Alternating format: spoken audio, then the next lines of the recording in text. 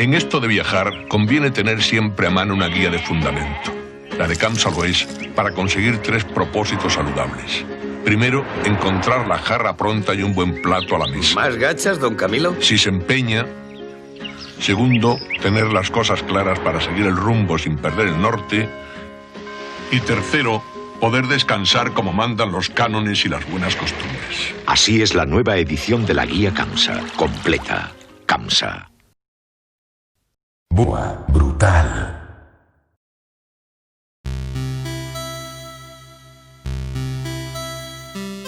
Vale, pues nada, cuando quieras. Sí, yo estoy. Vale.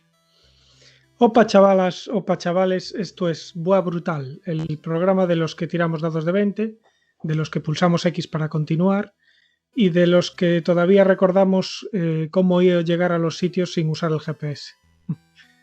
Es verdad. Pues yo le cogí cierta tirria al GPS porque es que es verdad. Entonces se le escucha mucho a la gente mayor.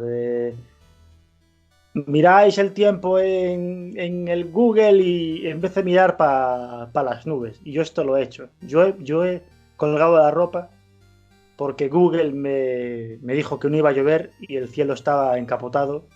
¿Quién lo desencapotará? Y con el GPS igual. Claro, sí, no, yo también. O sea, de hecho, alguna que otra vez incluso he puesto el GPS para ir a sitios a los que en realidad ya sabía ir, ¿sabes? Sí, claro. Pero es como que, no sé, hace mucho que no voy, por si acaso, venga, lo voy a poner, ¿sabes? Pero si Mira, ya sé de sobras claro, cómo llegar. Me pasó hace años, cuando aún no era el roaming gratuito en toda la Unión Europea. Tenía que ir con el coche hasta Lisboa. Pues yo tenía el roaming activado, pensé que me funcionaría lo que iba siendo el GPS y ya está, por lo menos lo que es la localización, ¿vale? Aunque no me funcionasen los servicios de datos y demás. Total, que yo he acostumbrado a usar el GPS para ir al IKEA a Coruña, que ya me dirás. Entro en Portugal y el móvil como un ladrillo, muerto. Total, que yo llevaba conduciendo poco, además, de esto que aún te da respeto conducir y yo qué sé, una rotonda un poco heavy te tira para atrás. Pues de repente me veo en Lisboa, que el que haya estado sabe que es un poco como San Francisco, aquello, que unas cuestas demenciales, sin móvil, buscando un Airbnb. Un hotel. Y nada, pues bajé la ventanilla a todo lo que pude, puse cara de guiri y a preguntar y a 20 por hora. Y no pasa nada, eso sobreviví. Sí, hombre, no, está claro que tenemos mucha dependencia. Yo igual, yo si tengo que ir a algún sitio... Bueno, hablabas de Coruña, yo es que en Coruña me pierdo sin guía de ningún tipo. O sea... Yo me acuerdo que antes, cuando el GPS no estaba todavía generalizado y yo iba a Coruña, porque yo ya conducía, y tenía que entrar es fácil, pero cuando tenía que salir y a lo mejor estaba en el centro de Coruña o al revés, estaba en una parte perdida y encontrar la salida me costaba. O sea... yo prefiero ir a seguro. Pero muchas veces es simplemente levantar la vista y mirar los carteles. Pero bueno. Sí. Está claro que, hombre, es una tecnología potente, ¿no? Pero que a veces parecemos idiotas, ¿eh? En plan, me acuerdo de discutir, en plan, a ver, pero ¿qué salida de la rotonda es? Y mirando ahí a la pantalla del móvil y estar, pero en la puta acera, ¿sabes? Con 50 señales que era por aquí, hijo mío. Pero bueno, y de eso vamos a hablar hoy. Vamos a hablar de mapas, de cartografía y de perderse, que es como estamos Abel y yo en la vida, perdidos. Claro. Sí, a ver, ahora porque precisamente por el uso de la tecnología, por el GPS y tal, los mapas como que ya quedaron en un segundo plano. Pero lo bonito que era viajar a otro país o a otra ciudad y mirar los mapas por la carretera, ¿no? Que el copiloto fuera mirando el mapa y te fuera indicando, es la salida no sé cuántas. Yo esto lo recuerdo, a ver, yo no lo viví tanto, lo viví poco, pero sí recuerdo de viaje con mis padres, pues con uno con el mapa, otro con el volante y adivinar la salida. Y por supuesto, siempre uno se equivocaba y el copiloto tenía la culpa y todo eso que... Claro. Ahora la culpa la tiene el GPS, pero antes la tenía el pobre copiloto que tenía que estar buscando las salidas. Sí, sí. Sí, yo soy copiloto y tengo un mapa de carreteras de Cepsa, guapísimo, que me compré, pero que es totalmente impráctico porque debe ser un DIN A0, ¿no? Cuanto menos es más, ¿no? Los formatos estos de... Sí. Pues debe ser un DIN A-10, que claro, que tú quieres ver a dónde quieres ir y es totalmente impráctico porque tienes que poner el mapa encima del volante al piloto. Pero tengo, por si un día el próximo rebrote de coronavirus evoluciona y ya acaba con la civilización, pues yo tengo un mapa, que ya es un objeto que me da una ventaja abusiva contra el resto de supervivientes. A lo Sí, mejor está algo desactualizado, pero bueno, eso no claro, importa. claro, sí, porque ya es de 2017 o así, ya lo tengo que Claro, tirar. porque ese era otro rollo. Tú antes te comprabas la guía Michelin de 1995 y en 1996 ya te tenías que comprar la siguiente porque hacían una obra en no sé dónde para ampliar la autopista y tú con el mapa del año pasado te caías por un barranco. Claro, te metías al revés. Sí, sí que pasa. Había fanáticos, había frikis de las guías Michelin que todos los años se pillaban la actualizada para, ¿sabes? Para no Claro. perderse ni... Y después había otros que todavía estaban con los mapas con la URSS y con la antigua Yugoslavia. En Y Castilla-La poco tuvo que cambiar, ¿no? Ibas con el coche ahí con el mapa que todavía Sí, todavía porque los estaba mapas, con los países de 1965. claro, como cuando se compra Homer el coche este. ¿De qué país Ah, es este coche? Ya no existe. sí, pues esto igual.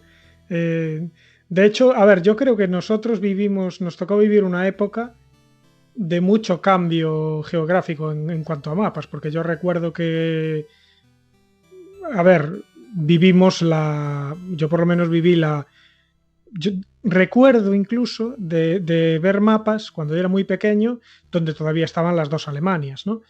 Mm. Y bueno, todos los cambios que hubo en la URSS, que también viví ese cambio cuando yo era pequeño y estudiaba geografía, la URSS se acababa de desintegrar. Entonces había mapas donde todavía ponía URSS, ¿sabes? Sí, Y sí, todos sí. estos países que surgieron después ni existían. Bueno, la antigua Yugoslavia, qué sé yo, en fin. Bueno, África también tuvo sus cambios, o sea, vivimos Checoslovaquia. una época de mucho cambio. En cambio ahora pues ya está bastante estabilizado, por suerte. De momento. Dale tiempo dale tiempo a esta década que acaba de inaugurarse por todo lo alto, ya verás.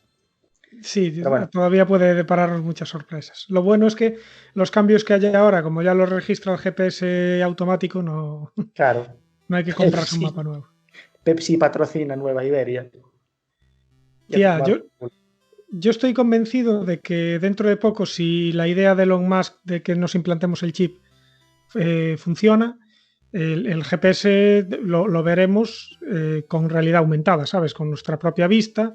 Nuestro cerebro hará que veamos las imágenes de las flechas en la carretera y incluso puede que se dé el caso que dices tú, de Pepsi patrocina el siguiente giro a la derecha, ¿sabes? O no se olvide de comprar una Coca-Cola en la siguiente parada. Coca-Cola, sensación de vivir, ¿sabes? Y todo esto en tu cerebro.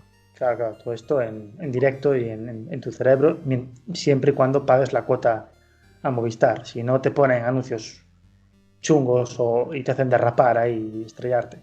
Pues fuera coñas, joder, lo del GPS, quiero decir, lo de que tú en un videojuego ponías un destino y una interfaz te indicaba sobre un callejero dónde estaba tu coche y el recorrido que tenía que hacer. Esto se veía en los videojuegos décadas antes de que se hiciese real. Yo me acuerdo que cuando empezaron los GPS, yo lo entendía a la perfección porque era como en el GTA.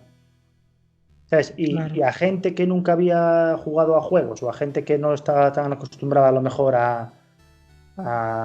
digamos, navegación, no en el sentido de un barquito por el mar, sino en el sentido de esto este es tu vehículo, por aquí, esto es el norte. Yo ya estaba súper acostumbrado, ya para mí era pues una cosa que había visto 20 veces en los videojuegos. Mientras que para otra gente fue como wow, ¿sabes? Claro, Magia claro. negra. ¿Y qué opinas de los mapas en los videojuegos? O sea, hay que diferenciar. A mí, por ejemplo, los mapas me gustan, pero no me gusta el GPS, ¿no? O Claro, sea, claro. me gusta que haya una tecla en la que tú puedas acceder a un mapa que te diga por las regiones que has visitado, las que te quedan por visitar, ¿no? La típica tecla de mapa que puedes ver en el Skyrim, que te enseña el mundo de Skyrim y te enseña los lugares que has visitado. Eso está bien. Pero lo de poner un indicador de tu destino y que el juego te lleve ahí con una flecha, eso ya no mola tanto. Creo que incluso lo dijimos en otro programa. Sí, esto lo comentamos que era una de esas cosas que nos aguaba la fiesta, ¿no? En cuanto a los videojuegos y a los mapas. Es que los mapas, a ver, los mapas son bonitos, joder. O sea, los mapas son decorativos, se venden como obras de arte y a mí me encantan. Yo, de hecho, fíjate, cuando empecé a ver la serie del cuento de la criada, que es una serie Ujú. que han hecho una versión con risas enlatadas para que lo puedan ver los de Vox. Esto, esto lo puedes esto, esto lo puedes cortar luego si te apetece. Claro, No, para no, que, esto se queda, vamos. claro, para que, jolín, porque pues yo qué sé, si no, no la entendían, ¿no? En plan, poníamos la música dramática cuando pasaban ahí según qué cosas y se quedaban mirándose estupefactos, pues le ponen las risas y entonces ya a la cocina, mujer, ¿cómo son? Claro, ellos veían a la protagonista como la villana de la historia, que es la que Claro, claro, quiere destruir el estado perfecto que tenían ahí en Gilead montado. sí. Bueno, pues yo quería ver, yo lo busqué, en cuanto vi los capítulos, busqué el mapa de la República de Gilead. Lo quería ver, ¿sabes? Sí, Tenía sí, esa ero... yo también lo hice, sí. Sí, sí, yo creo que es una cosa que mola. Y a mí me fascinaba, por ejemplo, yo desde muy pequeño cayó en mis manos una espada salvaje de Conan que trajo mi padre. Mi padre tuvo una época en la que trabajaba en Madrid y entonces pues recuerdo que un día, lo típico en el aeropuerto o donde fuese, o no sé, no, que venía con el coche, joder. Bueno, llegó con un Conan. Yo flipé, vi al cachimán ahí en la portada. Conan, tal, no sé qué. Y entonces yo abrí y en la primera página pues ves un mapa ahí de Iboria espectacular. Y entonces ya me acuerdo que ya estuve como media hora leyendo el mapa solo. Aparte estos mapas que tienen como serpientes marinas y aquí, aquí hay dragones, ¿sabes? Y los mapas creo que en ese sentido son como una promesa de aventura. Esto de la película de Indiana Jones, que Indiana Jones como que viaja y hacen la elipsis temporal con el mapita que se ve la ruta que sigue el avión. Creo que los mapas tienen ese poder de prometer como lo ignoto, ¿no? La aventura, el viaje. Sí, estaba yo mirando, porque yo tengo un mapa de Iboria, que me vino con el juego de mesa de Conan, ¿no? En plan póster me vino. Y está muy guay, porque el mundo de Conan es como muy... bueno, es como una Pangea, claro. Sí. Es un único continente gigante. Bueno, si exceptuamos el Mu, el continente medio perdido. Pero está muy guay porque tú en el mundo de Conan puedes ir a pie desde un extremo, desde Aquilonia hasta el bosque de Kitai. Puedes ir andando. Sí. Es lo que mola de este mundo, ¿no? Que sí. Está todo como muy...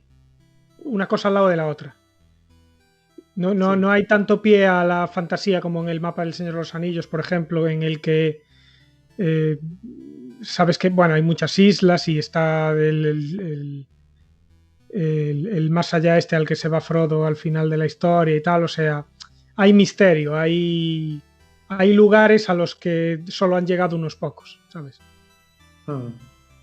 Sí, el mapa de Iboria es como un mundo así que tiene cierto guiño. Bueno, se supone que de hecho es el planeta Tierra en el 10.000 a.C., la era Iboria. Y uno como puede dilucidar como la forma de la placa tectónica de África en la forma del mapa. Y algunos nombres, lo que hizo muy bien Howard, en mi opinión, es que pues muchos nombres, o casi todos los nombres, son de lugares de verdad, como Aquilonia, como Zamora. Joder, hay un reino que se llama Zamora. Asgard. Asgard, que de hecho ahí jugó muy bien, porque Asgard, que es un reino mortal, luego ese reino mortal pasa a ser el Asgard mítico de los vikingos actuales. Y Estigia igual. Estigia, el río Styx, que existe en Iboria, pasa a ser luego el río Styx y de civilizaciones posteriores.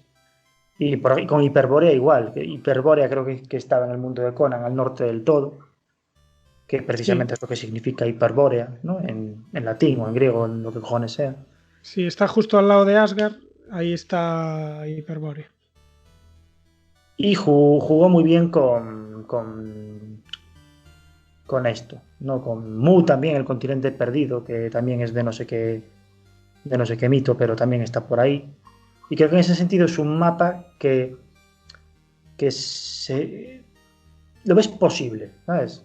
Ves que, hombre, evidentemente es fantasía, pero sí que no es tan descabellado pensar que hace decenas de miles de años que los seres humanos teníamos el mismo cerebro que ahora, hubiese habido civilizaciones así que quedaron enterradas bajo tierra, y que se habla de ellas como en mitos y leyendas, y que en realidad pues fueron civilizaciones mortales y normales. Pues sí. Sí, es que además es lo que dices tú. Bueno, está en Oriente está Kitai, ¿no? Clara referencia ahí a Katai. Después tienes Iranistán. Sí. O sea, sí, está muy currado. Y además no es muy... A ver, hasta donde yo sé, ¿no?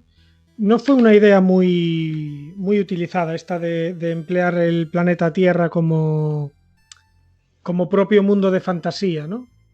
Normalmente siempre es la Tierra Media, pues es un mundo que no se sabe si es otro planeta o si es otra dimensión, pero vamos, que es otro mundo, que no es la Tierra, ¿sabes? Ojo, no estoy seguro, ¿eh? No, la Tierra Media no es como la Tierra hace millones de años, y que de hecho el continente de los elfos como que desaparece o algo así. Es que no sé si a mí me suena algo así, o estoy flipando por colores. Bueno, puede ser, pero vamos, no hay nada a lo que te puedas asir del mundo de la Tierra Media para decir que es el mundo nuestro, ¿sabes? porque en realidad el mapa es muy genérico y nada de lo que vemos persiste, ¿no? Más allá de que tú puedes pensar que las leyendas que después nos quedaron, pues pueden hacer referencia a ese mundo que se perdió, ¿no? Pero bueno, aunque fuera así, que la verdad que ahora mismo no lo sé, está claro que hay como o sea, está desligado a nuestro mundo, no hay nada que lo una directamente, como sí que pasa con el de Conan, que tanto los nombres como, ¿sabes? Como incluso la forma de algunos continentes y tal, se ve que hacen referencia al Sí, nuestro. de hecho hay una cronología en los mitos de Iboria, que incluso forman parte de los mitos de Cthulhu. Se supone que antes de la era Iboria, el otro bárbaro así de Howard, que es el Kul de Valusia, que hizo la película nuestro querido Kevin Sorbo, fue como una época anterior a la de Conan, también con un cataclismo, que se supone por ejemplo, en la época de Kul había como otras civilizaciones, como los hombres serpiente y demás, que en la época de Conan, en alguna historia de Conan aparece alguno ya como muy moribundo, y la brujería es como una cosa muy, muy, muy chunga. Pero estoy pensando que, por ejemplo, la Tierra Moribunda de Jack Vance es directamente, que tiene un mapa precioso también, lo que es la saga, es como su nombre indica, pues la Tierra en sus últimos días. Es un planeta Tierra dentro de millones de años, cuando ya el Sol está muriendo, está apagándose, es una estrella roja mortecina. Incluso la Luna ha colisionado con la Tierra. Por algún motivo, pues se estrella contra el planeta. Y ese día es directamente. Pasa que, claro, una vez más, es lo que dices tú, es tan alejado de nuestra realidad, que sí que es la Tierra, pero podía ser una ambientación pulp Claro. más. Mira, estaba mirando el tema de lo que hablamos de la Tierra Media y efectivamente Tolkien pues comentó en su día que la geografía de la Tierra Media fue pensada para corresponder con la del planeta Tierra actual nuestro, tanto en lo que se refiere al tamaño del mundo como a las semejanzas en el clima, incluso en lo que se refiere a la botánica y a la zoología, ¿no? Por ejemplo, aquí se cuenta, ¿no? Estoy leyendo en la Wikipedia, que la comarca, tanto por clima y por situación, debería de corresponderse con la zona que sería pues de Inglaterra, ¿no? Más o Sí, menos. él se inspiró en su Kent natal, ¿no? Sí. Y después la parte de Gondor sería más la parte del Mediterráneo, como Italia, Grecia, por ahí. Y Mordor, pues quedaría pues en Oriente Medio, Turquía, por ahí, ¿no? Que se corresponde un poco con los looks que tienen los propios orcos, ¿no? Que van vestidos como... Sus armas son cimitarras. Incluso, bueno, los hombres del este también tienen como una apariencia así medio oriental.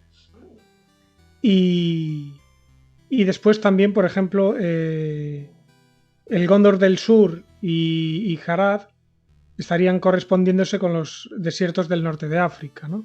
Rovanion en los bosques de Alemania, Forochel con los fiordos de Noruega, o sea que sí que hay como una correspondencia que aunque no sea tan directa como la del mundo de Conan, pues sí que parece que está pensada, ¿no? Claro. Me estoy acordando de que en la introducción del Hobbit, como que Tolkien menciona que ahora ya casi no quedan hobbits, o los que quedan como que no se atreven a mostrarse. Pero bueno, claro, es que Tolkien, cuando escribió el Hobbit, tenía en la cabeza una cosa, y luego el Señor de los Anillos, pues Sí. fue otra, casi como quien dice. No le podemos exigir cuenta por eso, en plan. Pero sí que me suena de, no sé, es que no sé si lo discutí un día con un colega o si lo leí en un foro, no sé tal, o una cronología de estas de algún libro no oficial, como que la Tierra Media, digamos, que había evolucionado hasta ser nuestro mundo actual. Pero vamos, que es lo que dices tú, en todo caso, es un mundo tan divergente, inspirado, ¿no? Pero tan divergente, tan diferente que no es no es aprovechar el mundo real para hacer ficción sobre él, ¿no? Pues como pasa en otras franquicias o en otras obras. Claro, si pillamos, por ejemplo, Dragones y mazmorras, ¿no? Mm. Ahí sí que ya tenemos ya no solo un mundo de fantasía, sino un montón de mundos de fantasía, cada uno con sus características, ¿no? No sé si tú eres consciente de si el mundo real también entra o tiene cabida en Dungeons and Dragons. Sí, de hecho, bueno, en la época de Advanced Dungeons and Dragons se hicieron unos suplementos para ambientar partidas en épocas históricas. No recuerdo exactamente cómo se llamaban estos suplementos, pero vamos, que eran joyas.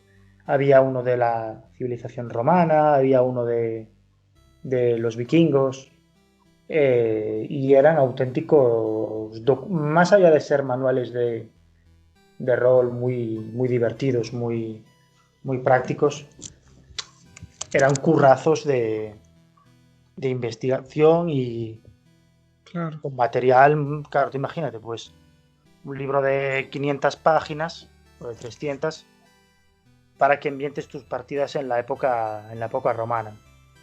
Eso era una labor Pero de... podías meter orcos y elfos oscuros en el Imperio Romano. Ay, bueno, tú por poder, dale, Quiero dale decir, caña, el ¿sabes? suplemento usaba las reglas de Dungeons and Dragons para nuestra época o mezclaba la fantasía de Dungeons and Dragons y sus criaturas y su bestiario con el mundo real. A esto me refiero. No, claro, el suplemento lo que hacía era proponer, para con las reglas de Dungeons and Dragons, una versión, hacer partidas con esas reglas en ese entorno histórico. Digamos que el suplemento te animaba a, mediante reglas e ideas, pues por ejemplo, en el bestiario del suplemento de Roma, el orco, por así decirlo, era el bárbaro, ¿no? El bárbaro germano en pelotas, ¿no? Típico. Ya. Y el otro tipo de enemigo, pues podía ser el picto o podía ser diferentes, yo qué sé, pueblos que sufrían vamos a darle aquí otra perspectiva no romanocentrista al podcast, sufrían el imperialismo romano, ¿sabes? Pero luego, claro, ¿qué pasa? Que al ser luego material 100% compatible con el resto de productos de la línea, pues nada te impedía coger una criatura mítica que, bueno, tenía como apéndices muchas veces, por supuesto, estos suplementos. Pues, por ejemplo, el de los vikingos tenía un apéndice, digamos, para tú darle... Tenía un abanico de opciones, en el sentido de que tú podías hacer una partida de vikingos lo más realista posible, que quién sabe lo que es eso, porque para debatir hasta qué punto, por ejemplo, la serie de Vikings es realista, no nos llega a este podcast, este capítulo ni el siguiente, y para debatir qué va a pasar lo mismo con el Assassin's Creed nuevo, pero bueno, que tú podías hacer una especie de partida de rol ambientada en la Alta Edad Media, ¿no? En los desembarcos vikingos, súper seria y súper histórica, o podías meter enanos, podías meter dragones, podías meter dioses, ¿sabes? Un poquito más de magia, ¿no? Pero Claro. siempre siempre de una forma no tan obvia y tan, digamos, de juego, ¿no? Quiero decir, podría haber magia en esas partidas, pero nunca bolas de fuego, ¿no? Todo más misterioso y más ritual, como por ejemplo se ve en la propia serie de Vikings, ¿no? Que hay como sucesos extraños que pueden ser magia o no. Ya, claro, claro. Sí, estaba pensando también, antes hablamos de los videojuegos, ¿no? Y me estaba acordando de algunos juegos de rol así míticos y de que el mapa cuando entrabas en una ciudad te cambiaba, ¿no? Y te enseñaba el mapa de la propia ciudad en vez de enseñarte el mapa del mundo. Y estaba pensando también en mapas de ciudades así de fantasía y es otro punto que me gusta mucho, ¿no? Los mapas estos también así fantásticos de ciudades de fantasía, ¿no? Y bueno, por ejemplo, una que me encanta porque además tiene un mapa increíble es la de Ankh-Morpork que hablamos el otro día, ¿no? Sí. Que es una ciudad así como circular que está dividida así como en distritos y bueno, está también como muy diferenciada y además está cruzada por un río de norte a sur, hay como un río que la cruza y está muy interesante. A mí me gusta mucho, sobre todo ahora estoy haciendo, por ejemplo, mapas para Honan, que es el cómic que estoy dibujando, ¿no? Y me gusta mucho el rollo este de tener en cuenta pues el clima y la geografía a la hora de dibujar el mapa, ¿no? Porque no es lo mismo pues un mapa en el que tú hagas un desierto y a X distancia metas una colina helada, ¿sabes? Tú esto si lo haces tienes que ser consciente de que no puedes poner 2 kilómetros de distancia entre la nieve y el desierto, ¿no? Y si los pones, eso significa que el planeta es pequeño. Y si el planeta es pequeño, eso significa que si viven seres humanos, la gravedad tiene que ser equivalente, ¿no? Porque si el planeta es pequeño, ¿no? Todo está relacionado, ¿sabes? O sea, no es tan fácil como simplemente ponerte a dibujar a lo loco montañitas, arbolitos y ríos, ¿sabes? Sí, a mí es lo que me pasa cuando, quiero decir, a la hora de una de las cosas, pues, que bueno, que nos escucha va a ser más tanto o más friki que nosotros, pero bueno, para el que no, una de las asignaturas más bonitas a la hora de, ya no solamente en el rol, joder, ¿cuántos novelistas, o tú mismo, Abel, a la hora de hacer ficción, pues recurren a otro mundo, un mundo ficticio y hacer un mundo, o sea, el world building es una tarea que no es pequeña, no es de un día. Se da cursos, yo he visto cursos en doméstica, te lo juro, de creación de mundos. Sí, sí, sí. Y un tío explicando ahí lo que acabas de decir tú, tal cual, en plan, cómo hacer un mundo para que... Porque claro, luego la gente, yo qué sé, a mí pues en una partida de rol me hacen, por ejemplo, muchísima gracia lo de que esto pasa en todos los juegos de rol. La lengua común. En plan, tu personaje habla común y 2 idiomas más. Venga. Que común los cojones. O sea, vale, a ver, que esto se ve en el Guerrero número 13, en la novela, y en la peli también, que los árabes y los vikingos se encuentran al principio y ni puta idea, empiezan a tal, hasta que los árabes encuentran a un vikingo que habla griego. O latín, griego creo que era. Y entonces se comunican en griego, en plan, hostia, triunfamos. Pero joder, Yo creo que en el mundo antiguo, pues sí, el latín podría ser el común. Y a día de hoy el común es el inglés, está claro. Pero lo que tú dices, ¿no? Que hay que darle verosimilitud a... La fantasía está muy bien, pero tiene que haber verosimilitud en el mundo. A mí me encanta siempre otra de las patochadas de Dragones y Mazmorras. Esto, esto te va a sonar. Es lo de las monedas de oro. Joder, que un cuchillo de carnicero, que es una herramienta que pues tendría que haber en todas las casas, vale 13 monedas de oro. Que tú ahora tienes 13 monedas de oro y tienes que irlas a depositar en una caja fuerte. ¿Sabes? Y te Claro, encuentras, claro. claro, te encuentras en un cofre 3.000 monedas de oro y con 3.000 monedas de oro pues te compras, yo qué sé, ¿sabes? Como que no tiene sentido. Y llegas al pueblo con, con 3.000 monedas de oro, te las gastas en la taberna del pueblo, pero al pueblo le da absolutamente igual. O sea, el pueblo de repente ha visto multiplicada su economía por 10 porque ha entrado el triple del capital que había.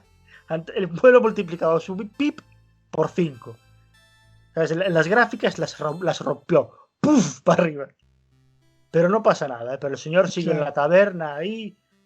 ¿Sabes? Cuando esto por ejemplo, en España fue la puta ruina. En España empezó a entrar tanto oro que pues no se sabía mucho de economía, de banca en la época. Y empezó a entrar tanto oro que hubo una inflación pues absurda. O sea, lo que se decía de que todos los españoles tenían, cada español tenía una bolsa llena de oro. Claro, pero cuando eso es así, el oro no vale nada.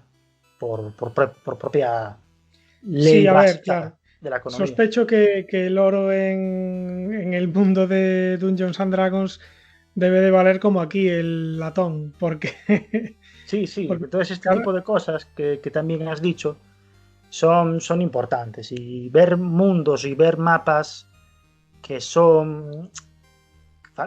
Oye, fantasía de puta madre. A mí me encanta ver mundos en los que, por ejemplo, hay bosques de setas, ¿no? El típico bosque de setas, bosque fúngico, que hay setas de 5 metros. Pero si hay setas de 5 metros, pues tendrá que haber ya, claro. ciertas condiciones para que eso se dé, ¿no?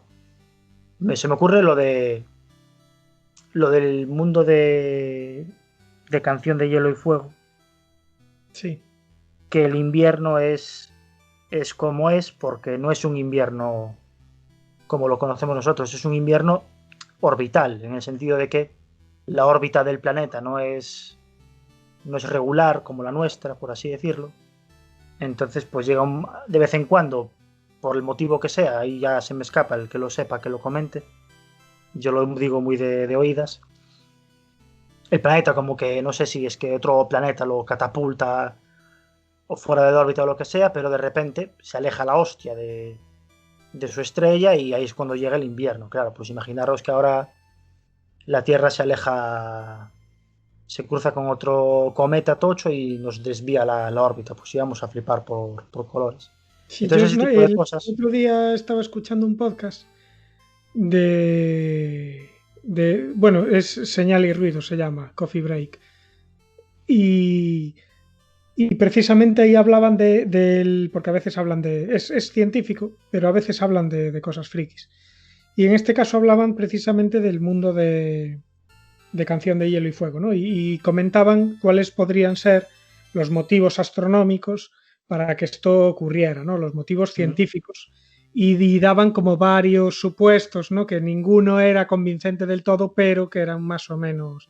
Porque, claro, no podía ser. El tema es que creo, si no me equivoco, que los inviernos no duran siempre lo mismo, ni vienen siempre cada el mismo periodo de tiempo. Efectivamente, Este es el mayor problema que tenían a la hora de explicar, ¿sabes? claro.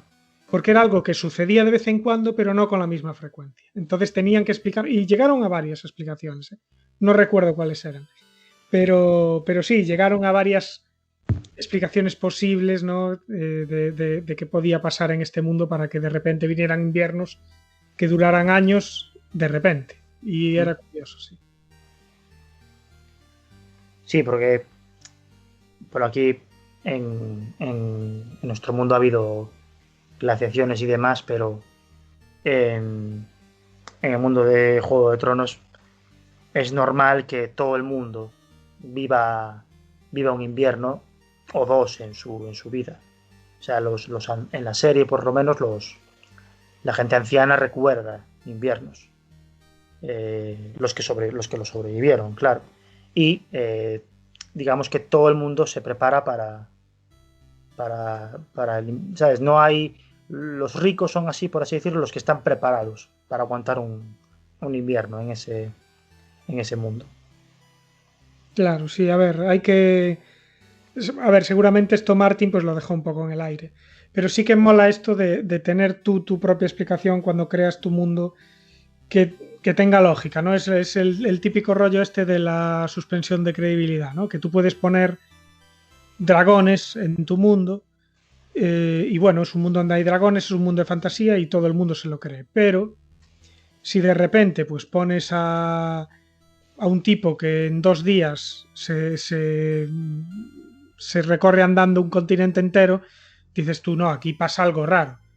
Esto no, ¿sabes? No puedes decir, es que es fantasía, ¿sabes? No, tiene que tener una suspensión de la credibilidad. Tú no puedes romper esa credibilidad haciendo cosas que van fuera de esa misma fantasía.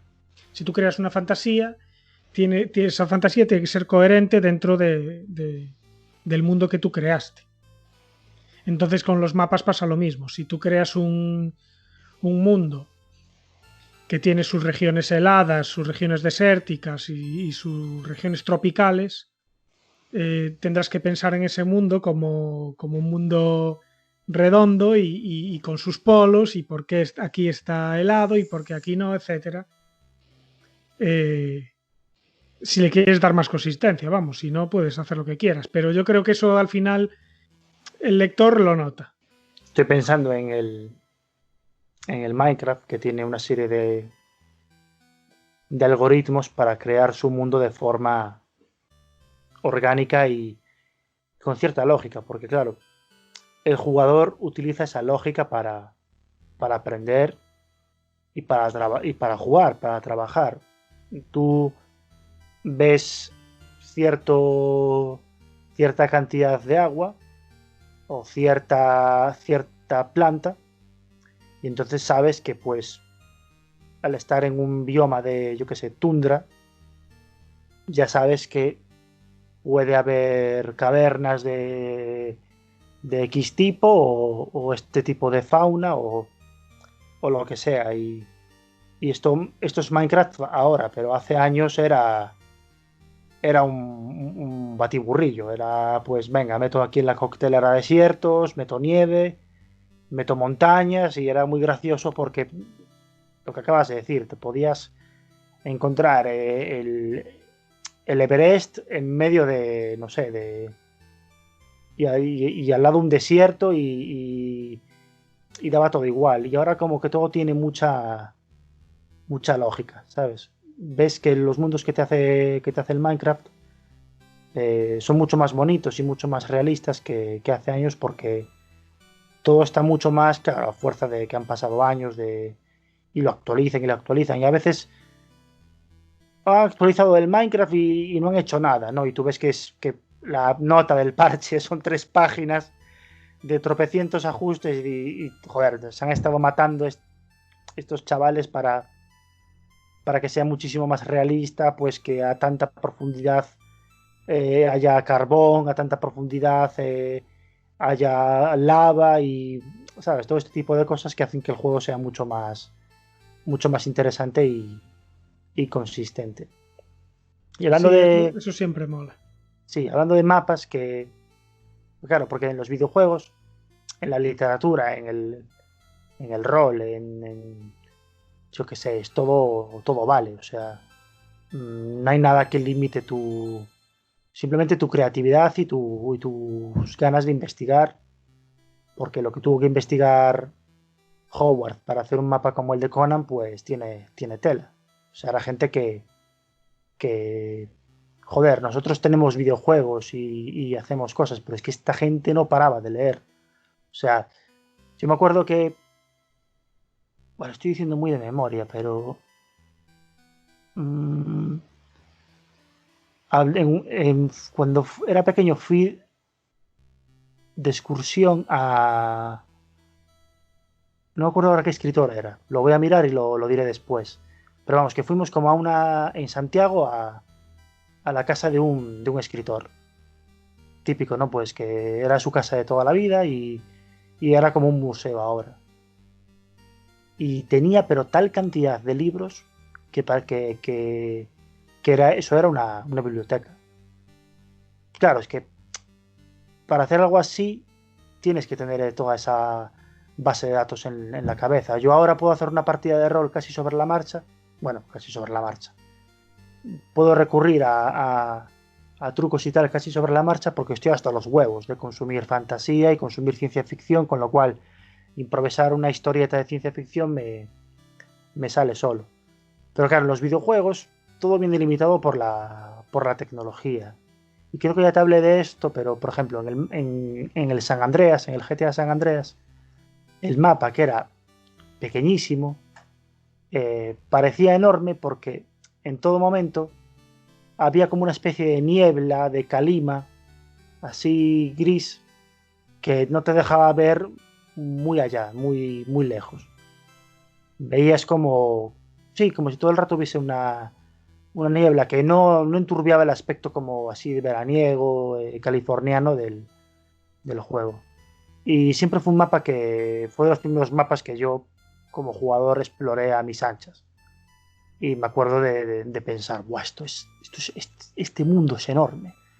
Y cosas, comentarle a mis colegas, ¡buah, llegué a un pueblo ayer en medio de la montaña! ¿Qué dices? Ese pueblo no existe. Y luego ves a día de hoy el mapa de San Andreas y es ridículo, o sea, es pequeñísimo, pero no sé si porque éramos todos muy inocentes y claro, los juegos eran lo que eran, pero entiendo que también este tipo de trucos hacían mucho. Sí, seguro, seguro. Eh, este rollo que dices tú, que sentías cuando llegabas a un sitio que decías, ¡fua! Pero esto parece como un secreto, ¿no? Parece como que llegas a esa parte del mapa y está medio escondida y seguramente poca gente la descubrió y tal. Pues imagínate lo que tenía que ser, yo qué sé, en el siglo XV, llegar a una isla o incluso a un continente al que no había llegado ninguna otra persona, al menos de tu civilización, ¿no? Claro. Y de repente, pues poner el pie en una isla y no saber lo que te espera más allá y no saber si realmente es una isla o es un continente, ¿sabes? Y empezar a explorar y ver criaturas que nunca jamás habías visto, ¿sabes? Plantas exóticas que ni se te había pasado por la cabeza. Y claro, tiene que ser lo más parecido a lo que puede ser hoy, pues, visitar otro planeta, ¿no? Visitar otro planeta del que no sabes nada, porque ahora incluso de otros planetas sabemos muchas cosas, ¿no? Una vez que se ponga el pie en Marte, poca cosa nos puede sorprender. Más allá del logro de poner el pie en Marte, pues sí, podremos analizar el suelo y seguramente hay muchas cosas, pero ya sabemos cómo es. Sabemos cómo es el planeta. Pero tú antes ponías el pie en una isla, y si eras un explorador eso del Renacimiento, y una vez que ponías el pie en esa isla, lo que te esperaba era la aventura total y el descubrimiento. O sea, tú veías, yo qué sé, un dragón de Komodo y es como, no sé, como para un jugador de rol ver un contemplador, ¿sabes? Si nunca había visto uno antes. Es un choque tremendo. Y en cierto sentido da un poco de envidia, ¿no? Ese rollo de saber que todavía todavía puede haber partes del mundo que no haya visto nadie y que tú puedes descubrir y ser el primero en verlas y sorprenderte con quién sabe qué cantidad de cosas. Llegar a un lugar donde no ha llegado nadie y ser el primero en cartografiarlo y y dibujar la costa según vas avanzando, ¿no? Eso tiene que ser una sensación increíble, la verdad. Bueno, así el naturalismo tuvo la importancia que tuvo iba a decir en el siglo pasado, que bueno, que también que se siguen descubriendo especies a día de hoy. Pero sí, en el siglo XIX, pues cuando era el tiempo de no explorar la Tierra, porque tú y yo nacimos en esa generación de demasiado tarde para explorar la Tierra, demasiado pronto para explorar las estrellas, pero justo a tiempo para ver unos buenos memes. Hombre. Que ya está. Y, pues lo que dices tú, imagínate. Esto se ve mucho en el Red Dead. Tiene mucho esta parte como de Pokémon casi, ¿no? El zorro rojo, el zorro gris, la butarda, chornicabra, corniqueja, común, ¿sabes? El chorlitejo, esculupendro del Orinoco, ¿sabes? Alucinante. Y luego pensar cómo hacer para extinguir y explotar esa especie para gloria de los Estados Unidos. Ese es el siguiente paso. Ese es el siguiente paso. O sea, ¿para qué descubrimos nuevos mundos? Para destruirlos. Claro, por favor. Y con esta idea jugó con mayor o con menor fortuna aquel videojuego denostado que fue el No Man's Sky. Con esta idea un poco de la exploración y el mapa definitivo, porque realmente es el mapa más grande en kilómetros, es el mapa más grande de la historia del videojuego. O sea, es un universo de verdad con tamaño de universo de verdad. No sé si eran billones de planetas y se acabaría antes la vida en la Tierra antes de que una persona visitase todos. ¿Qué sucede? Que el algoritmo que diseña esos planetas, pues vamos, que el 90% de esos planetas son para tirar directamente. Y yo creo que falla un poco a la hora de mantener la sensación de asombro y de descubrimiento. Creo que se quema rápido, ¿no? Cuando jugamos, porque Abel y yo jugamos multijugador. Y a ver, la primera o segunda vez que vuelas a un planeta con un colega, aterrizas con la nave, cartografías la zona, instalas un módulo de supervivencia y te pones a identificar especies y a buscar ruinas alienígenas. Eso es un sueño hecho realidad.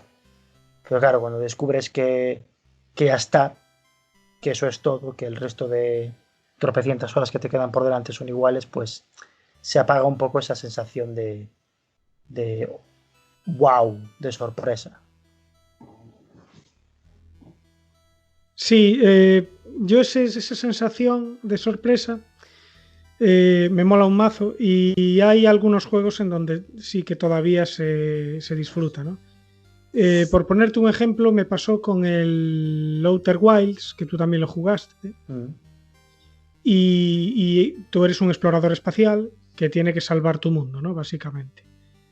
Y tienes esa sensación porque tú eres un explorador que de los primeros que sale del planeta, ¿no? Entonces llegas a otros mundos de tu sistema solar y tienes que encontrar pues los restos de una civilización perdida y descifrar los misterios de la misma para poder salvar tu mundo. Entonces ese rollo de encontrar esta civilización perdida y de poco a poco ir desengranando esos secretos y tal, pues te da un poco esa sensación, ¿no? Que hablábamos de como de descubrir algo nuevo y que a mí me gusta mucho. Y después otro juego en donde también tuve esa sensación es clásico, el Civilization, ¿no? Donde tú cada vez que juegas pues tienes que explorar un mundo nuevo. y tienes esa sensación de llegar a un mundo e ir bordeando la costa y descubrir, encontrarte con una civilización, tal cual como pasaba con estos exploradores de antaño, pero obviamente la sensación un poco amortiguada porque es artificial. Pero bueno, me gusta esa sensación y no hay muchos juegos así que te la den.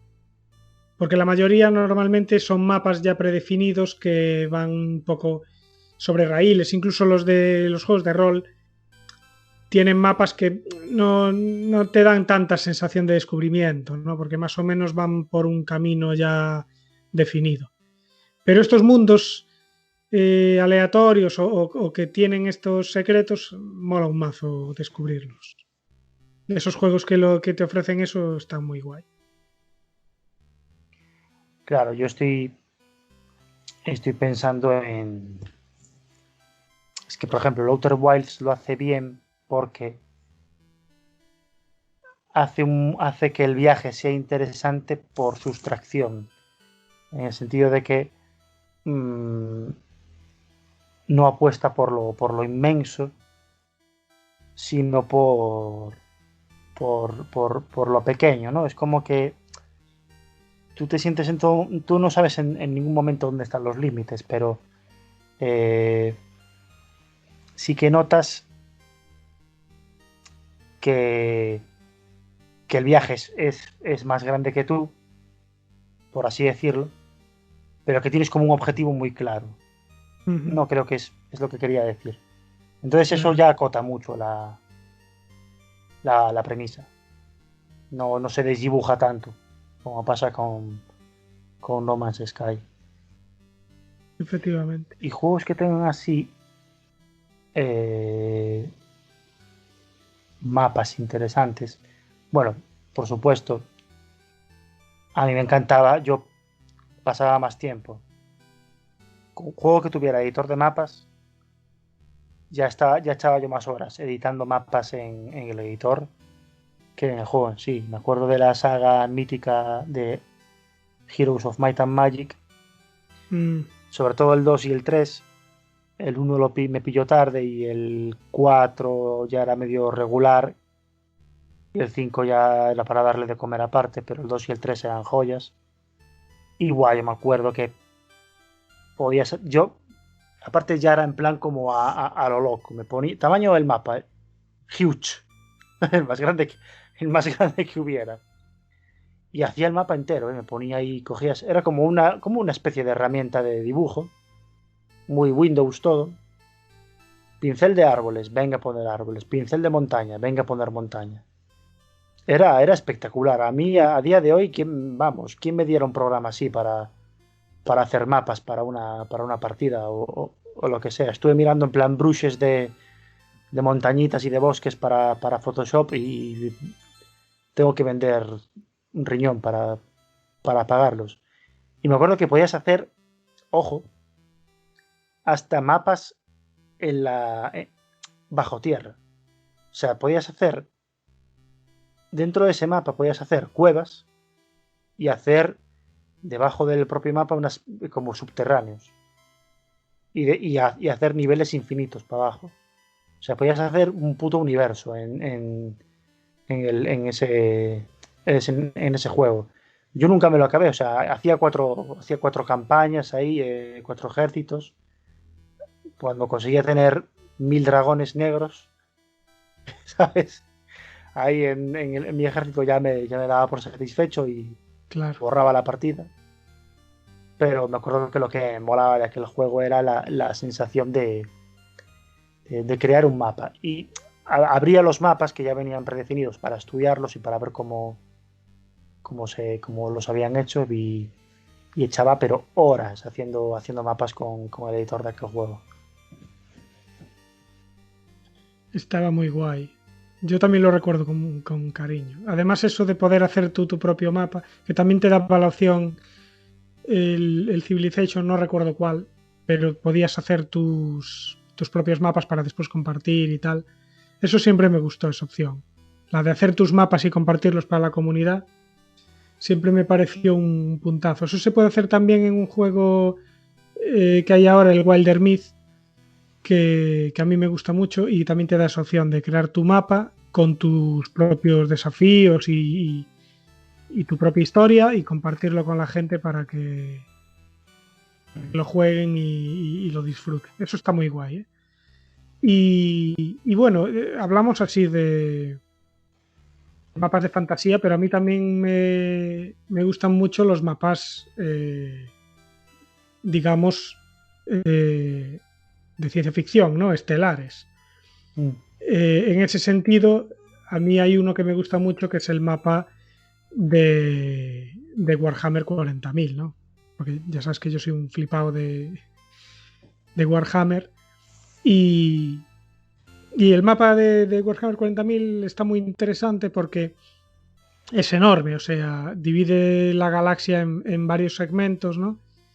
Y el Imperio es el que domina prácticamente la mayor parte de la galaxia, pero tiene una peculiaridad que es la disformidad, ¿no? La disformidad es como una especie de energía, no sé si llamarle así, que existe como en un mundo paralelo al nuestro, y a través de la disformidad pues se puede uno desplazar de forma casi instantánea, ¿no? Tú puedes viajar por la disformidad y eso te permite atravesar distancias astronómicas, nunca mejor dicho. Problema, que la disformidad está asociada con el caos, entonces es muy peligroso meterse en la disformidad. Esto se veía también en aquella peli de Sam Neill, ¿cómo se llama? Horizonte Final. Sí. Que también se tenían que enfrentar con la disformidad, ¿no? Que atraía a los demonios y tal. Pues este mapa, lo que tiene interesante es que la historia de Warhammer supone que hace muchísimos años, en una época de esplendor, el ser humano se expandió por toda la galaxia, ¿no? Pero hubo una era oscura en la que el imperio de la humanidad cayó como en una era siniestra de barbarismo y donde la tecnología quedó un poco atrás, un poco la Edad Media de la galaxia, y entonces se perdieron todas las comunicaciones entre planetas. Entonces, muchísimos siglos después, el emperador decide hacer una reconquista y envía a sus primarcas a toda la galaxia a reconquistar, ¿no? Estos planetas. Pero claro, como pasaron miles de años, estos planetas pues tienen, o sea, evolucionaron a su puta bola cada uno. Entonces hay planetas en los que te encuentras a bárbaros luchando contra dinosaurios, ¿no? Otros encuentras civilizaciones súper avanzadas que tienen su tecnología pues que rivaliza con la más actual del universo, y te encuentras pues planetas que están conquistados por el caos directamente, ¿no? Entonces, esto es lo interesante de este mapa, de esta exploración que se hizo en los comienzos de esta reconquista del imperio, que es que tú te encontrabas planetas donde sabías que iba a haber humanos porque en su día el humano llegó al planeta, pero podías encontrártelos de cualquier forma, desde sumidos en la barbarie hasta completamente extinguidos porque ellos mismos se exterminaron, o dominados por una raza que los conquistó, una raza alienígena, ¿no? Y esto está muy guay. A mí en ese sentido me gusta mucho el mundo, el universo de Warhammer 40.000 por eso, ¿no? Porque cada mundo es en sí un mundo de fantasía, ¿no? Eso está muy guay. Sí, de hecho, bueno, es una de las franquicias más desaprovechadas, ¿no? Si me apuras. Pero, por ejemplo, dentro del Imperio, si no me equivoco, que eres tú el experto, pero hay mundos tan diversos que cada tipo de mundo daría como para, digamos, casi hacer una obra de ficción en sí misma. Hay mundos forja, que son literalmente como la palabra lo dice, es un planeta especialmente rico en metales, que es una forja en sí misma. O sea, el propio planeta se devora a sí mismo Un planeta que se deforma. No, no lo voy a hacer. Así mesmo. Es un planeta, un mundo que es una forja, como literalmente trozos de ese planeta se destazan para salir convertidos en destructores estelares del Imperio. Luego hay mundos colmena, que son mundos bloque de Carabanchel, ¿no? De viviendas. Claro. Sí, sí, son mundos que literalmente son mundos dormitorio, con miles de millones de habitantes. Y claro, aquí por ejemplo, un poquito lo que tú comentabas antes. Si uno ya, cuando estemos en Marte, porque vamos a ser optimistas y pensar que vamos a vencer a esta pandemia, a la siguiente y al calentamiento global, y podemos llegar a formar una colonia en Marte. Cualquier tipo de comunicación instantánea, a priori, con Marte es imposible, teniendo en cuenta que Marte está a unos 20 minutos luz. ¿Sabes? Y efectivamente, pues creo que ya en la serie de Marte de Netflix, no quiero hacer mucho spoiler, pero bueno, la cosa va sobre que una persona que nazca en Marte y cuyo cuerpo está acostumbrado a la gravedad de Marte, que ahora no recuerdo cuál es, pero es menor que la de la Tierra, no podría con 30 años decir, bueno, pues me voy a la Tierra. Porque igual llega y al año, pues yo qué sé, tiene la espalda reventada. Porque obviamente tu cuerpo se va a desarrollar en referencia a la gravedad que le rodea. Quiero decir, no es como si tú ahora vas a Marte con tus 25 años, Abel, como si naces ya allí y tu cuerpo, tu adolescencia, tu pubertad, todo tu desarrollo, pues se forma ahí. Y, pues por ejemplo, esto me hace gracia porque tú ves que en Star Wars un humano de un brazo de la galaxia se encuentra con otro humano y son los dos absolutamente iguales. Y en Warhammer pasa igual, pero en Warhammer hay ahí como una especie de lore, de que hay como una especie de trabajo genético artificial para que la raza humana sea como, porque es todo un poco así nazi, ¿no? ¿Por qué no decirlo? El imperio, quiero decir, para mantener vivo al emperador sacrifican a humanos, literalmente. Eso Sí, sacrifican a psíquicos, a no sé cuántos al día, claro. para que para que el poder de los psíquicos mantenga con vida al emperador que está postrado en un trono, digamos, en una especie de animación suspendida. Claro. Bueno, esto hace poco lo hacíamos en Galicia con Manuel Fraga, hasta que ya pues no dio más de sí, o sea que es más o menos igual. Claro, Pues y bueno, con Feijóo haremos lo mismo. Con Feixón haremos igual. Otro. Ahora es el león de Feijóo. Bueno, dejamos la fantasía oscura. No, seguimos en la fantasía oscura, ¿qué cojones? Te voy a hablar de un mapa. A ver. Que creo que a mí me gustó porque me devolvió a un mundo que no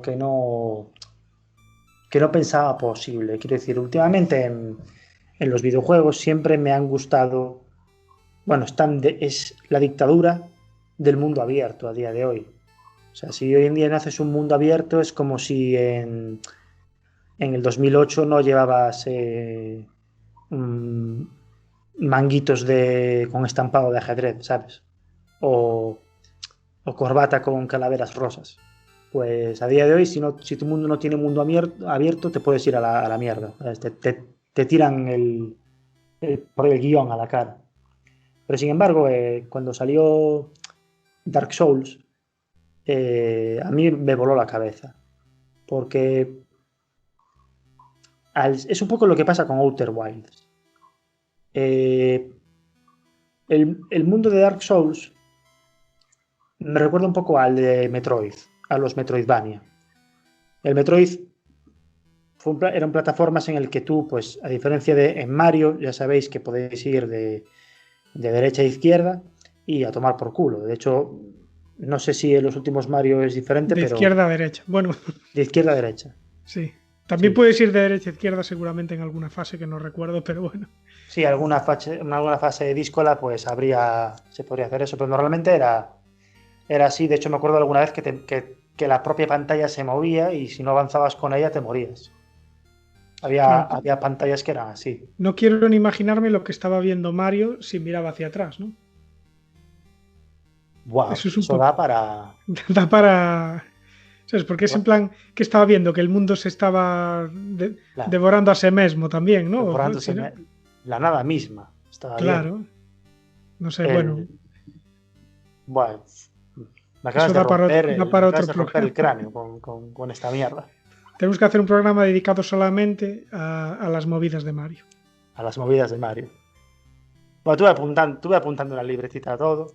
Y luego ya en el post-programa, en el tercer acto, sacamos la botella de licor café y le damos a estas ideas. Claro, No, pero en el Metroid, pues sí que tú podías llegar a un sitio, veías que no podías acceder por esa zona, pero explorabas otra. Pues voy a probar por este otro camino. Entonces de repente encontrabas un artilugio que te permitía, yo qué sé, pues saltar más alto. Y tú ya decías, hostia, ahora puedo ir por allí porque salto más alto.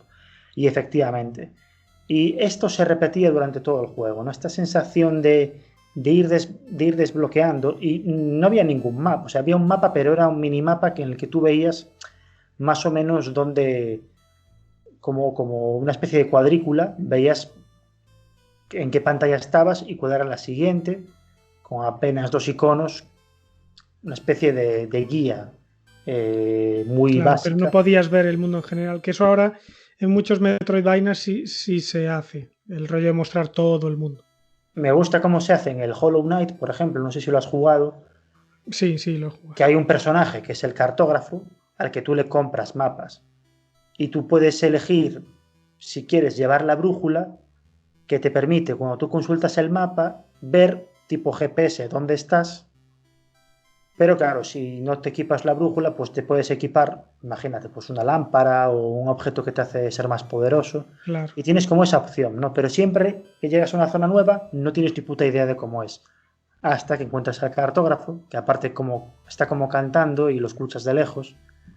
Está muy, muy bien hecho eso. Y el Dark Souls es igual, en el sentido de que el mundo no es abierto, está muy acotado. De hecho, para mí el Dark Souls no es un juego de rol, es como el Eye of the Beholder, que es un dungeon crawler, un juego de exploración de mazmorras. No es un juego de rol, de tomar decisiones, de interpretar un papel, de verte en una tesitura, en una historia distinta. No, o sea, tú tienes una mazmorra, unos desafíos, unas trampas, unos enemigos y venga. Abróchate la armadura y tira para adelante. Dark Souls es esto, que ya se hacía en los 80, pero en el 2000, creo que es el 2010 o el 2008 el juego. sí. Y siempre me encantó que el juego estaba lleno de momentos en los que de repente tirabas de una palanca, desbloqueabas unas escaleras que caían ahí como durante 2 minutos y luego te deslizabas por ellas y de repente estabas en el principio del juego. O de repente estabas en esa zona que tenía una puerta cerrada que no podías abrir y la abrías y acababas interconectando el juego y está tan bien hecho el mundo, es tan bonito, es todo tan característico. La zona del bosque de niebla en la que no ves nada. La zona que es una playa que se extiende hasta el infinito. El cementerio que está lleno de esqueletos que te parten en la boca. Que es todo tan memorable, tan estético, la música cambia. Hasta cómo tú te enfrentas al juego cambia en esas zonas, tú mentalmente.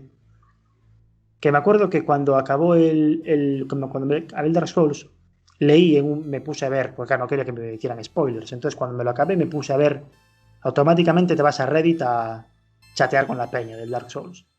Entonces, sí, porque, claro, hay que tener en cuenta que este juego no tiene mapa ni tiene brújula. Y yo, hostia, pero es verdad. Y no me había dado cuenta, en ningún momento me había dado cuenta de, joder, ¿cómo, sabes, dónde está el mapa? No te hace falta, porque está todo tan bien hecho que hasta un mapa hasta te estorbaría. ¿Sabes? No, tú imagínate que en el Skyrim no tienes mapa o no tienes brújulas, que te quieres tirar por un puente. Pues aquí, por pura artesanía de cómo está hecho el mapa, no es necesario.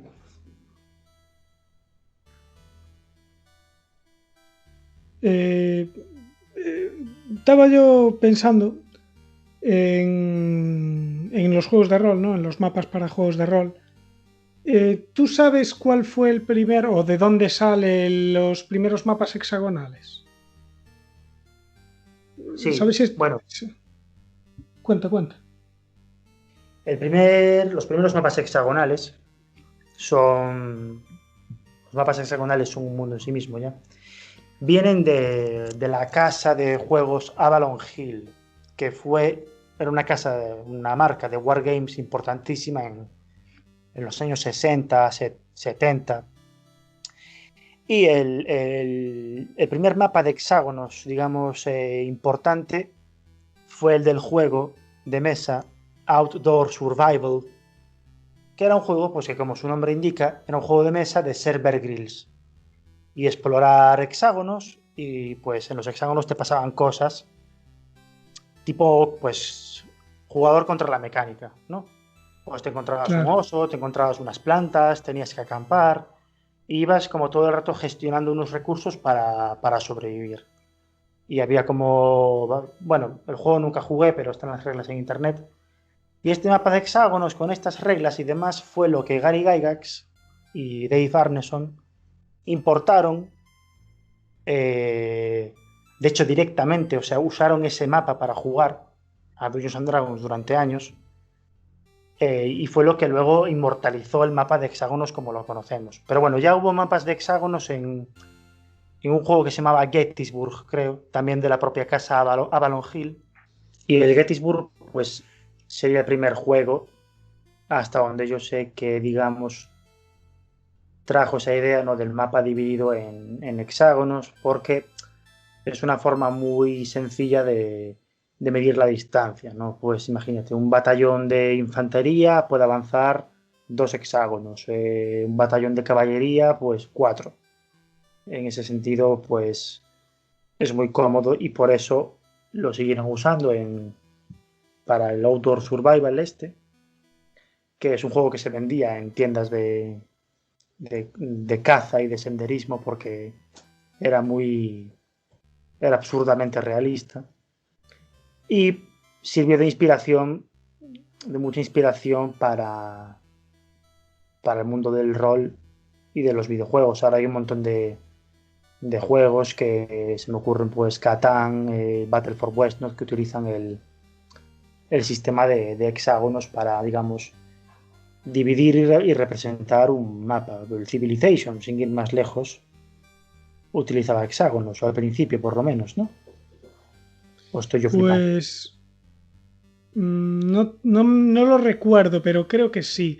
De todas formas, claro, es que, a ver, el hexágono al final es la mejor manera de dividir un mapa así en 2 dimensiones, porque tienes, o sea, tienes la posibilidad de estar en contacto con todos los cuadrados y moverte, digamos, con libertad, ¿no? Porque los cuadrados, el problema que tienen es que en diagonal solo están en contacto por las aristas, ¿no? Entonces, la distancia que tú recorres pues no es tan realista como la de los hexágonos. Pues un poco para finalizar, quiero comentar un par de recursos que a lo mejor están bien para la gente que le guste los mapas en el rol o los mapas porque sí, ¿no? Una de ellas es una página web de un diseñador y artista gráfico que se llama Martin O'Leary. La página web es mewo2.com. mewo2.com. Y tiene una sección que es de una especie de generador de mapas de fantasía que se hizo él y que está muy guay, está muy currada, y lo que hace es generarte pues mapas aleatorios de fantasía con nombres aleatorios de ciudades, accidentes geográficos también, todo aleatorio, incluso divisiones geográficas y políticas, y está muy bien, está muy interesante, pues a lo mejor para recursos para roleros o para la gente que le guste los mapas en general, ¿no? Y después hay una web que este sí que ya es muy currado, que se llama incarnate.com, Incarnate con K, como de tinta, ¿no? Incarnate. Y esta página sí que está muy, muy currada y de hecho tiene una versión gratuita y una versión de pago que sinceramente merece mucho la pena si te interesan mucho los mapas, ¿no? Y con esta página lo que se puede hacer son mapas de una calidad brutal, con una resolución altísima y con la posibilidad de crear pues terrenos distintos dentro de los continentes, definir tú los territorios, colocar pues las montañas, los ríos, los bosques y todos estos gráficos te los proporciona el propio programa y combinándolos pues te puedes hacer mapas buenísimos, ¿no? Si le echas un vistazo, lo que puedes hacer está muy currado. La versión gratuita te deja hacer mapas bastante simples. La versión de pago te permite hacer cosas que, vamos, rivalizan con el juego de rol más potente de ordenador, ¿no? Y además te permite hacer no solo mapas del mundo, sino mapas de batalla para escenarios de juegos de rol, ¿no? Pues por ejemplo, una batalla en el claro de un bosque, pues te permite crear con los arbolitos, pues a lo mejor un par de cabañas, etcétera. O mapas de interior, pues el interior de una taberna, de una casa, de un pueblo, de un castillo, una mazmorra, etcétera. Puedes hacer prácticamente lo que quieras, con una calidad muy alta. Y ya te digo, la versión gratuita no te permite mucha cosa, pero la de pago es una locura ya. Es súper, súper completa. Así que nada, la gente que le interese mucho el tema de los mapas, ahí tiene unos recursos para hacerse mapas muy guapos. Sí, yo estoy pensando también en aquel programilla que había, Hexographer, o sea, Hex de hexágono, o Grapher con PH, y es un programa de creación de mapas de hexágonos. Tiene una versión gratuita también.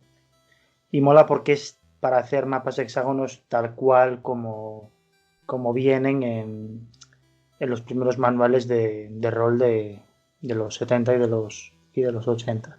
Claro. Quedan así con un aspecto muy retro y ya viene con todo preparado para tú, digamos, dibujarlos e imprimirlos en un folio y tienes un mapa. También tiene una función de generar mapa aleatorio y demás y bueno, está internet lleno de herramientas. Pues bueno, está aquí un poco la cosa. Se nos quedan bastantes mapas así preciosos. Estoy así por un poco mención honorífica.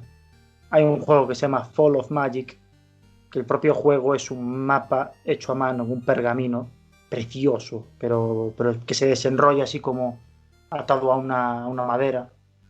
Espectacular. El juego tiene un stock siempre limitado porque claro, los tiene que hacer el pobre hombre y se venden rapidísimo y es un juego espectacular. Entonces bueno, mapas que les tengáis cariño, que recordéis de juegos, de películas, de libros, comentárnoslo en nuestras redes sociales. Claro.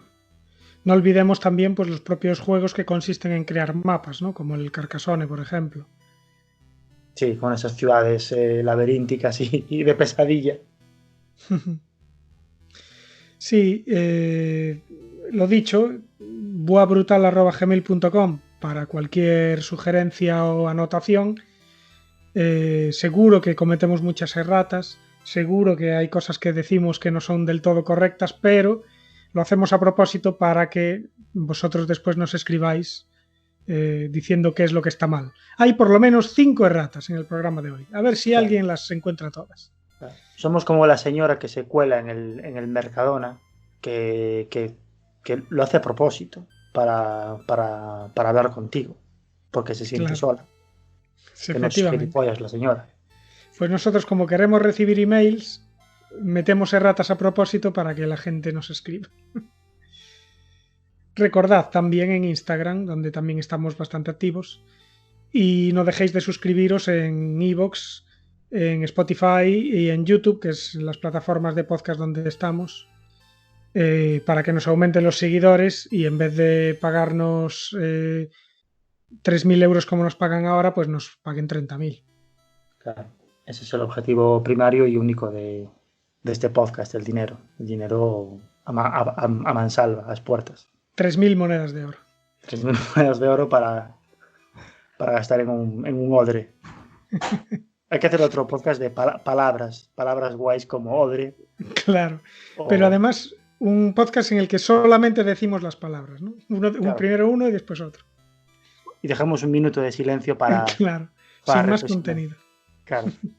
Decimos abrojos. Balaustrada. Y ya estaría. Un abrazo. Otro abrazo y nos vemos en la próxima. Chao. Venga, chao, chao.